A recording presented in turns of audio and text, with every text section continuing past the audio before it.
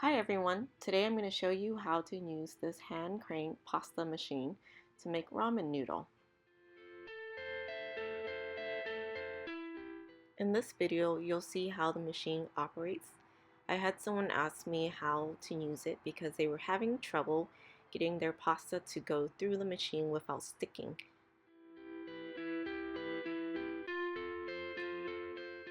So today I will go over what you need to do or can do to make your ramen or pasta making a lot smoother and easier to work with. The key to making this process a lot easier is a drier dough. Here you'll see that after liquids have been added to the dough, it's still very crumbly. But if you squeeze them together, they'll bind. And you don't need it to look smooth like a cookie dough or bread dough. We just need it to bind because during the process of rolling it through the rolling pin, we'll be able to build gluten, which will strengthen our ramen noodle and bind them together. We're looking for a beautiful streak at some point. When you begin rolling, it's going to be very ugly and it will feel like you're making a mistake. However, look at my dough. It is not beautiful at all. It's wholly broken. All you have to do is fold it into the same direction and roll it through again. It will begin to bind together. Just trust the process. While rolling your dough, it is important to keep the dough in the same direction.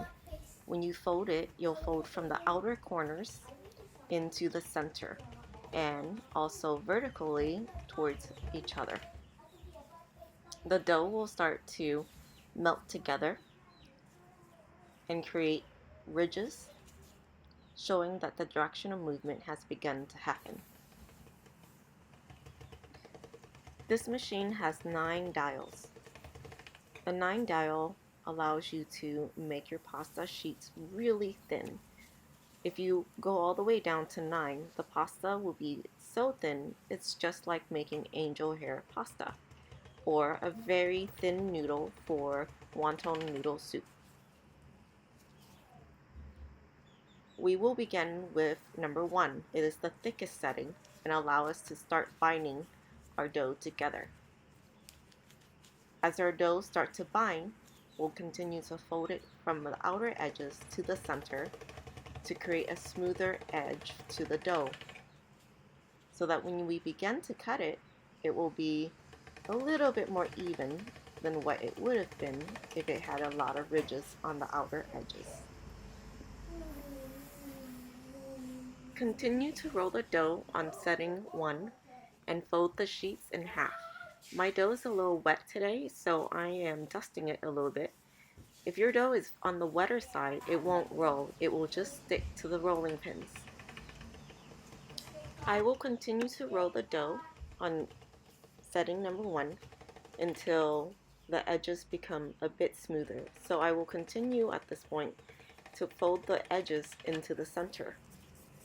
I'm also looking for more streaks to appear to show evidence of binding happening and gluten building. Then I will set it to number 2 for the thickness and roll it through. After I move to number 2, I will continue to roll the dough through each setting until the desired thickness is achieved. I will roll it through the same number 3 times before moving on to the next number. Ramen is a thicker noodle, so I don't go all the way to number 9. I'll stop at number 6, roll it through 2 or 3 times, then I'll lay it on the table to let it dry out a little bit before I cut it into strands of noodles.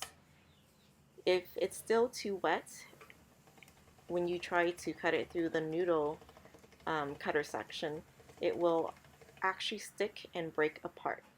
So you do want to dry the noodle sheets out a little bit. My advice is to roll out 4 sheets of noodles before you begin to cut them into individual noodle strands.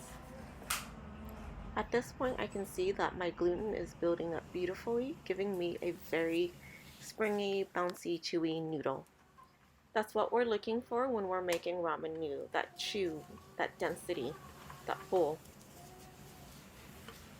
When you begin rolling your dough and you find that your little dough individual pieces are a little dry, my tip is to wet your fingertips a little bit, just a little bit. You don't want too much water, and just kind of knead the dough. Again, that will give you almost the perfect amount of moisture without over watering your dough. I also found that while I was working on my recipe and working with the dough, it can dry out while you're rolling it out into sheets.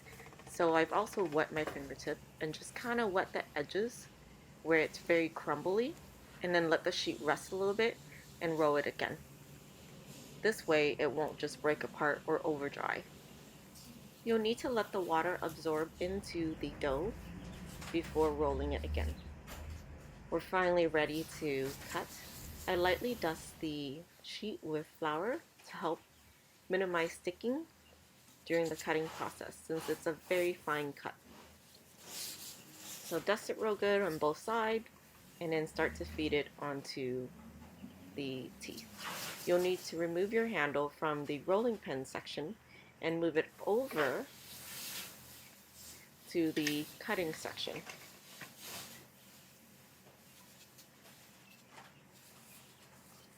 I also like to lay the dough onto the pasta machine and use the sides of it as a guide to feed my dough in straight.